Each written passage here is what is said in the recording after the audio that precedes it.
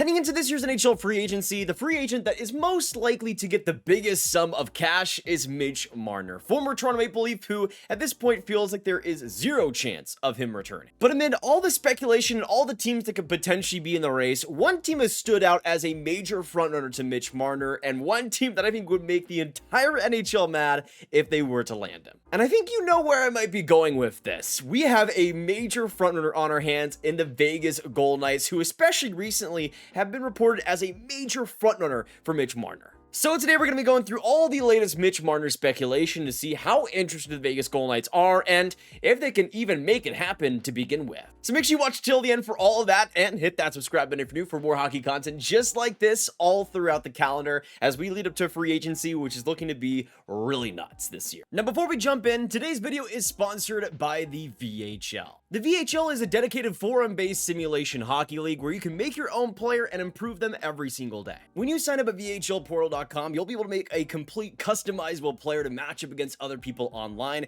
If you want to go ahead and make an Australian 250-pound D named Bert Alexandrov, you have the option to. You can improve your customized VHL player in so many different ways. Plus, with the leaderboard, you can see the active top 25 best players out there, and you can rise right to the very top. Plus, outside of customizing and improving your player, you can also take a look at the VHL forums to interact with other players, and you can also take a look at the VHL standings to get an idea of the best teams out there. So create your own player and join me and Bert Alexandrov on the VHL forums. Just go down in the description down below, click on a link, and join the VHL today. We've talked about Mitch Marner a ton in his pending free agency already a lot on this channel, but even though there might be some controversy over how good he actually is, especially as a playoff performer, the one thing is, especially in the regular season, you're going to get production and you're still going to get one of the most talented, high-skilled players in the NHL today. I mean, this last year, his first 100-point season, but 75 assists, 102 points. When Mitch Marner is at his best, there are few players that can use the puck like him. For any teams looking for more skill up front, more wizardry with the puck, you can't really get many better options than Mitch Marner. And even though he's going to command a ton of money on the open market, for some teams, I think it could be worth it. But as you guys know, throughout this entire process, we've gone and seen how teams like Chicago could be in the race, even though I don't think that's going to happen anymore. I've gone and predicted a team like the Anaheim Ducks to potentially go after him, though it doesn't seem like they're willing to give up that much cap space to bring in a player like that.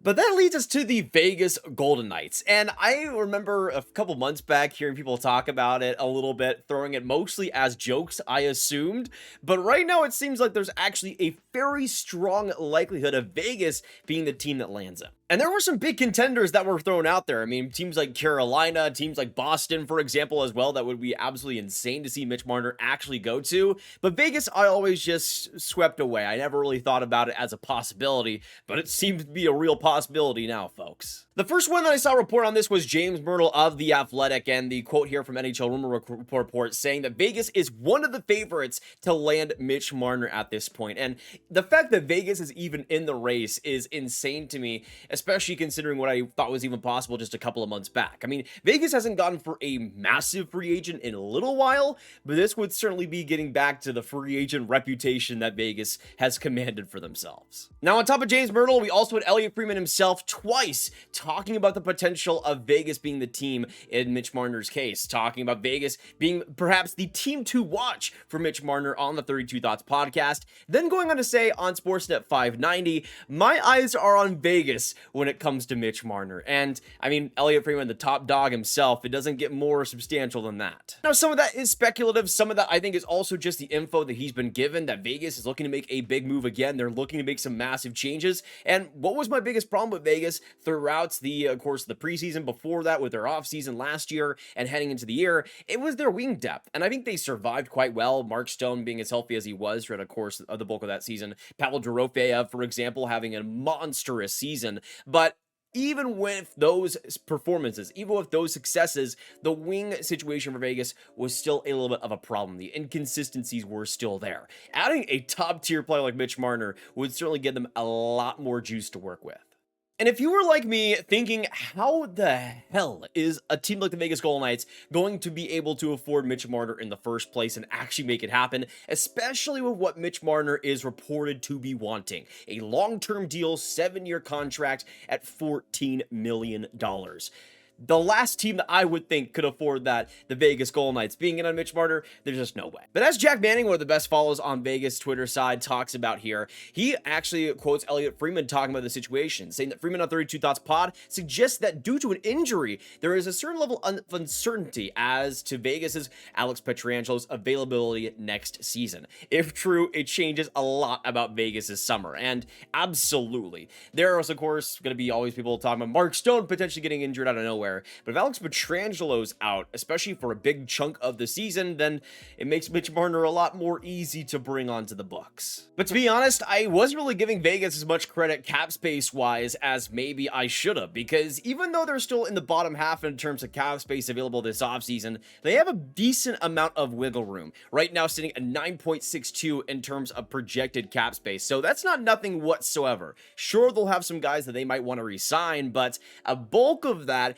could be spent in Mitch Marner's case. But in all honesty, I don't think much of that cap will be spent by the guys already on the team. Maybe the biggest UFA that might want to re-sign is Riley Smith, but I don't think at this point in his career he's making that much money, especially with the term involved. And the only big RFA they have on the roster is Nick Hague, who we've heard a lot that Vegas could potentially be dealing this offseason. So there is a situation where Vegas, gets rid of all the UFAs they have, all the RFAs, and doesn't have anybody else to re-sign, especially with Alex Pietrangelo and his contract potentially being opened up. That would mean Vegas has a lot to work with. With Pietrangelo making $8.8 million this year, you could re-sign Mitch Marner and still have a lot of money to work with afterwards. Of course, taking out Pietrangelo's $8.8 million is a pretty massive thing to put on LTIR, but Vegas also has other moves that they could potentially make. William Karlsson has been a name that's been popped out there at $5.9 million. I don't think Vegas should be trading him at this point, but if they do, that's a pretty sizable amount of cap off the books. But I do think it's still a solid deal, enough that you could trade it pretty easily, especially the lack of major term on that contract. So if Vegas looks to make even bigger changes, they'll have even more cap space to work with, especially for free agent to see this year. And I would say in Mitch Marner's case, to any team out there that could be interested, I think Vegas is maybe the team most likely for Marner to potentially take a pay cut because of how competitive a team they've been and also how fun of a situation that could be to join. For Marner, especially if he cares anything about winning, a team like Vegas might be a better situation to go to than a team like San Jose, for example, if they're offering the same amount of money. So it might come down to that specific situation. But in Vegas's case, even without that extra cap that could come from trading a guy like Karlsson, they'll still have pretty easily enough to make a contract happen. It will make things especially interesting, though, for next offseason for Vegas. Of course, I don't think there's any way where you're signing Mitch Marner to a one-year contract or anything. So the fact that you have Jack Eichel and players like Pavel Dorofeyev as well as RFAs, two pretty big free agents, both probably getting at least major raises. In Eichel's case, likely at least to the $12 million range. Dorofeyev, if he has another great season, likely at least $5 million above that.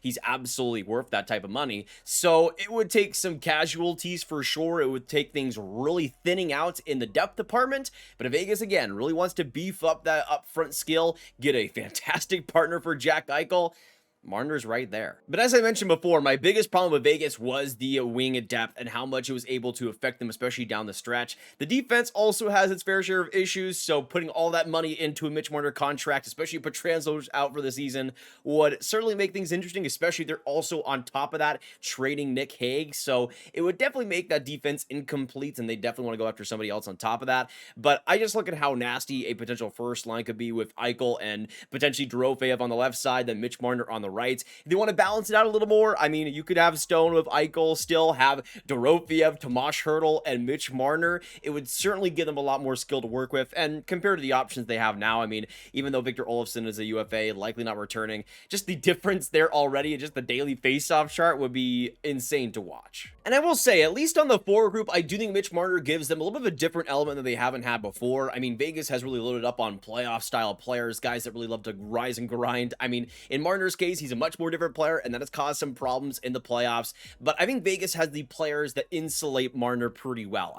If you have him on a first line with Jack Eichel, somebody that can drive play so effectively, can take the brunt of that physical action and the hard minutes, and make things a little bit easier for a player like Marner to then dish to his heart's content. I think there's so many ways you can go about it, but I think in Vegas' case especially, I think they're one of the teams out there that would benefit the most from a player like Marner's presence, somebody that just has the vision, the creativity that he has. They don't have quite that that many players on the forward group that can consistently bring the skill that Marner has. And I think especially for Vegas, for Marner, it could be a great relationship in the end. And you know what? Even though it would be absolutely insane to actually see, I am kind of for it happening in the end. Sure, people are going to go absolutely nuts if it does happen, but honestly, that's kind of why I want to see it. I want to see some people get mad. I think it would be kind of funny. And at the same time, you guys know me. I love my Pavel Durofeyev. He's one of my favorite players in the NHL. One of my favorite prospects back in the 2019 draft that has now turned into an absolute stud. So to see a player like Mitch Marner alongside him that can really get him those pucks very efficiently for the next 7 whatever years it is, I would take that quite a bit. And I think especially for Vegas, I think it's a great fit for them. The big thing though that I am just kind of still concerned with is the amount of money that Vegas is actually able to offer Marner, because even though I think they'll have the space and the opportunity to offer him $14 million, 7 years, whatever he wants to do there, I don't know if Vegas is going to be as open to give that immediately. And we've already heard confirmation that Marner's most likely not going to make a decision on July 1st. He's going to run this thing out as long as he possibly can, visit teams, visit cities, whatever he wants to do. So it's going to be a pretty long process. In the end, I don't quite see Marner actually getting that $14 million money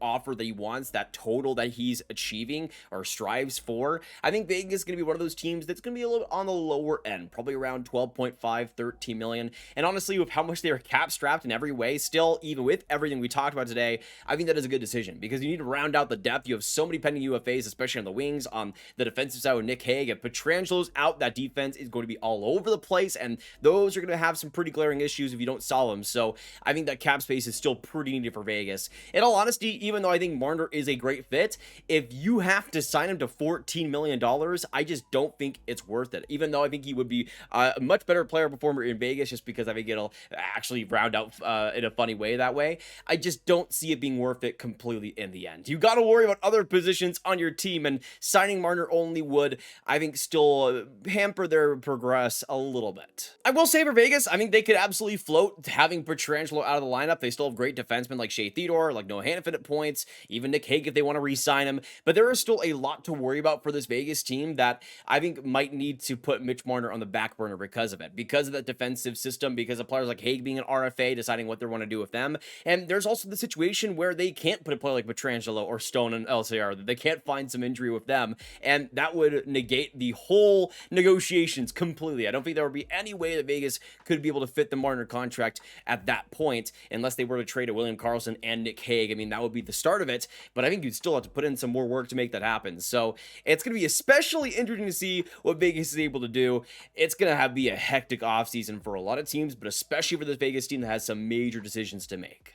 And that's kind of another reason why I don't see Marner getting signed until later in June, potentially late June at the very latest, because I think teams are going to have to do a lot of work to make sure they can even afford a player like Mitch Marner in the end. Even though I don't think Marner's going to get his $14 million number, it's still going to be a hefty sum. He's still going to be one of the highest paid players in the NHL. That is absolutely for sure. And even though he might not be worth it at points, he's going to get paid like he's put up the points in the past. And we'll see if Vegas is the team to make it happen. I could see a team like Anaheim again being more comfortable wanting to pay that type of money, and because of that, landing Marner before Vegas even has the chance at him. But especially if Marner is available in mid-June, late June, if it gets into July, I feel like a team like Vegas could very sneakily swoop in, sign Mitch Marner, call it a day, and make hockey Twitter mad for the rest of time. But I want to know in the comments down below for you guys, what do you think about Mitch Marner potentially ending up on the Vegas Golden Knights? How likely do you think it'll actually be, even with the cap space options, with a player like Pietrangelo and LTIR? Do you actually see Vegas going after Mitch Marner? Do you see him wanting to sign a player like that to